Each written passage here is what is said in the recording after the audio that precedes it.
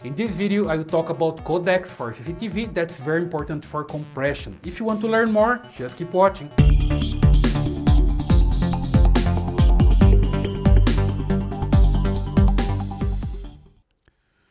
Okay, let's talk about codec for CCTV. It's very important before you save your videos on your DVR, NVR, or server. You must compress the video. It's also the same when you're sending the video through the network. You must compress it before you send it, right? So let's understand today how it works. Just look at her. She's very happy because she's about to understand what is codec, and so do we, right? So codec stands for coder and decoder. Sometimes you can find different information out there in documentation that says it's coding and decoding, or sometimes different ways, but in the end of the day, the idea is to compress and decompress the video, okay? So let's understand how it works. Here I have the first codec, is the MJPEG. See, so it works like this. I have here my first image with the car, a desk, and the background. Here I have the second one. It's a second picture. I have the same background, the same desk, and the car in a different position.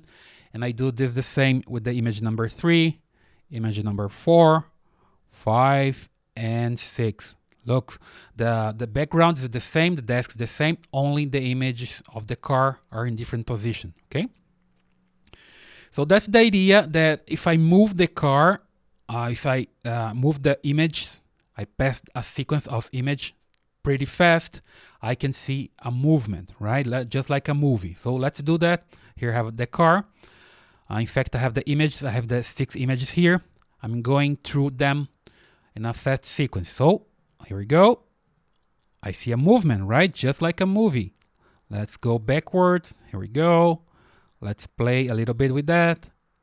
So those are just a sequence of images. So that's the way MJPEG works. You start sending picture by picture, frame by frame, one after other, so you can see something like a movie, right? You have the impression that's a movie. It's not a sequence of picture, but it's a movie.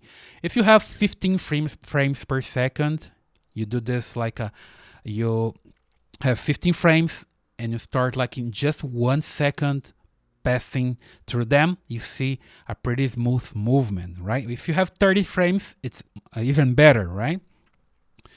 Okay, so let's the car pass here and let's go to the next one. Let's talk now about MPEG-4.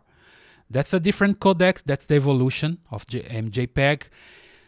Now, I don't need to use all the information I have in all those images. The idea here is that I'm going to use the first frame, the entire frame with the background, with the desktop, with the car.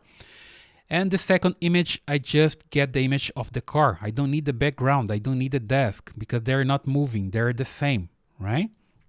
I do the same with the image 3, 4, 5, and 6. So basically, I'm removing part of the information. So with that, I'm going to save storage, right? I'm not storing this information anymore. I'm not saving this information anymore, the background.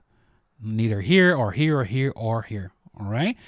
So I just send this part of the image to the server or to the recorder that's going to record, and then I start sending parts of the image, all right? So that's why it's a codec.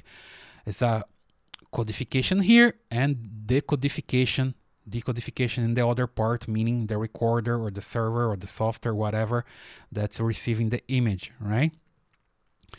And then the evolution of the MJPEG is the H.264 and later H.265, right? It works in the same principle. I send the first picture and then I send just the difference. I just send what is moving in the picture, okay? So what moves, right, has less information because it's just the car moving here. I don't have the background. So here, how it works with the storage. Here I have my graph, frame size in bytes, and here it's the frames, right? So if I have hit my first frame with the entire scene, right, with the car, with the background and everything else, I have the frame with that size. It's a big frame, big in size, right? The second frame, I'm just sending the car, remember? Just the car that's moving, so I have less information. So it's a smaller frame size. So here is a partial frame or just the movement, right? And I keep doing this with the third one, the fourth one, and keep doing this with all the frames up to 29 frames. And then I have a second iframe again, right? So I have an entire frame here.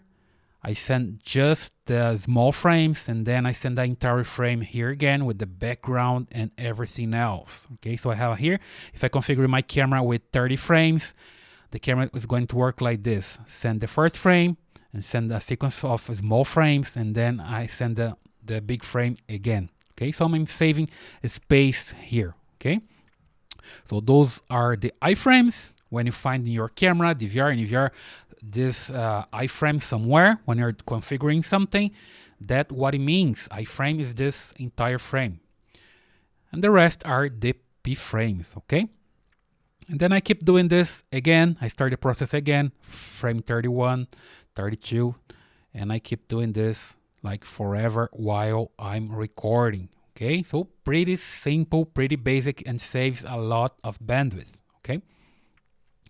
And here, H265 is the one that we are using now. To date, I'm using H265 in one of my cameras, one of my recorders, because it's the newer codec, right? But probably you have in your camera H264 or H265.